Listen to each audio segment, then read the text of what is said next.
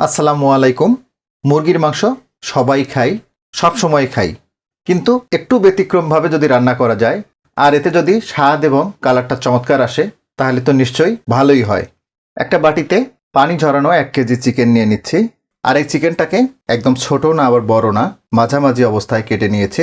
আর এই রেসিপিটার জন্য চিকেনটাকে মিডিয়াম কাট করেই নিতে হবে। চিকেনটাকে ম্যারিনেট করে নিতে হবে। খুব সিম্পলভাবে আমরা এটা ম্যারিনেট করে নিব। আর এর জন্য হাফ চা চামচ হলুদের গুঁড়া দিচ্ছি 1 চা চামচ শুকনা মরিচের গুঁড়া। মেরিনেশনে আমি লবণটা দিব না, কেন দিব না সেটা আমি ব্যাখ্যা করব আপনাদের। আর এই মেরিনেশনে আমি লেবু ব্যবহার করব, টক দইটা ব্যবহার করব না। 1 টেবিল চামচ মতো লেবুর রস দিয়ে দিলাম। হাত দিয়ে খুব ভালোভাবে মাখিয়ে নিব। এটা মেরিনেশনের আগে অবশ্যই খেয়াল রাখবেন চিকেনটাতে যেন কোনো প্রকার পানি না থাকে।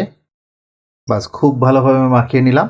এখন এই চিকেনটাকে 15 মিনিটের মতো রেস্টে রেখে দিব। চুলে একটা প্যান বসিয়েছি, রান্নার তেল দিয়ে দিব। 1/3 কাপ রান্নার তেল দিয়ে দিলাম। তেলটাকে কিন্তু খুবই ভালোভাবে গরম করে নিতে হবে, কেননা আমরা চিকেনটাকে ফ্রাই করে নিব।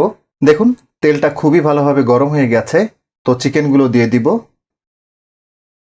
চিকেনগুলোকে এমনভাবে ভেজে নিতে হবে যেন এটা নর্মাল যে ফ্রাই সেরকমই হয়ে যায়।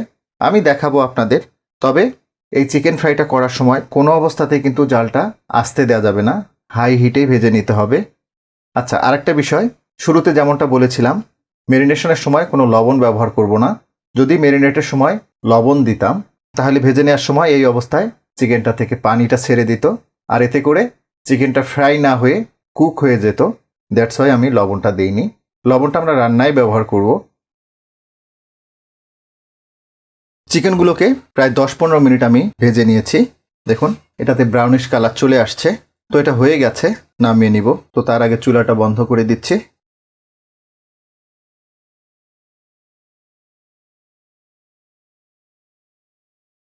চিকেন ফ্রাই করা তেলে 1 কাপ মতো পেঁয়াজ কুচানো দিচ্ছি।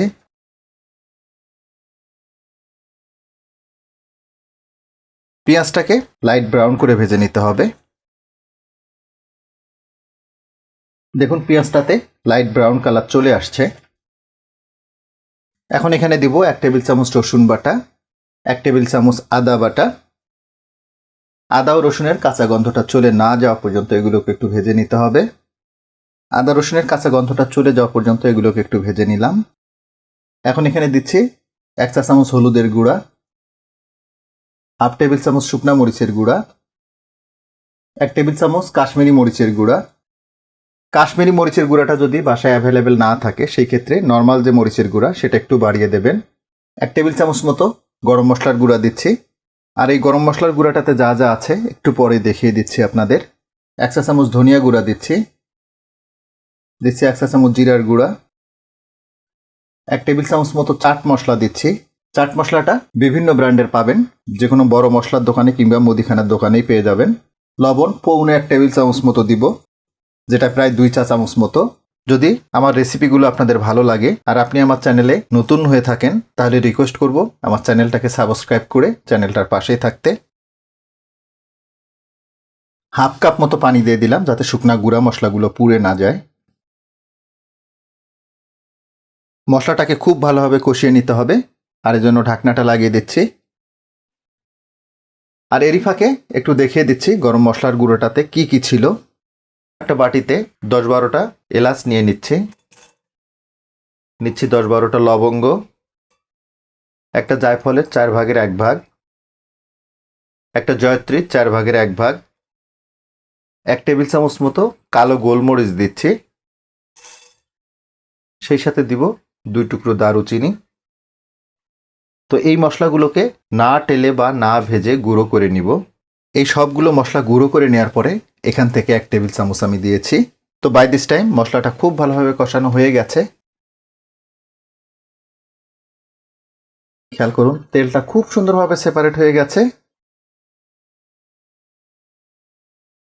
এখন সেই ভেজে রাখা চিকেনগুলো দিয়ে দিব।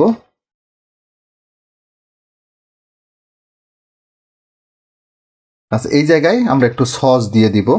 1/3 কাপ চিলি সস এবং টমেটো সস একসাথে মিক্সড করে নিয়েছি। এই চিকেনটা রান্নার পরে চিকেনটাতে একদম ব্রাউনিশ কালার চলে আসবে, যেটা একটু হলেও এখন থেকেই বুঝতে পারছেন। বাস সবগুলো উপাদান খুব সুন্দরভাবে চিকেনটার সাথে মিশিয়ে নিলাম। এখন ঢাকনাটা লাগিয়ে দিব আর চুলার জালটাকে এই পর্যায়ে মিডিয়াম টু লো এর মাঝামাঝি রাখবো। মিডিয়াম টু লো হিটে চিকেন চটপটাটাকে প্রায় 10 মিনিট মতো আমি রান্না করে নিয়েছি। দেখুন একদম ব্রাউনিশ চিকেন। পোলাও কিংবা গরম ভাত, পরোটা কিংবা রুটি, যেটাই হোক না কেন জাস্ট এরকম চিকেন থাকবে, আর কোনো কিচ্ছু দরকার হবে না। ঘ্রাণেই অর্ধভোজন কথাটার যথার্থতা রয়েছে। রান্নার পরে এর ফ্লেভার আশপাশের অনেক অ্যাপার্টমেন্টে এটা চলে গেছে, এটাতে কোনো ভুল নেই। তো যাই হোক, আশা করব চিকেনের এই অসাধারণ রেসিপিটা আপনাদের সবার ভালো লাগবে, আর ভালো লাগলেই কিন্তু আমার সার্থকতা। তো আজকে এ পর্যন্তই। আল্লাহ হাফেজ।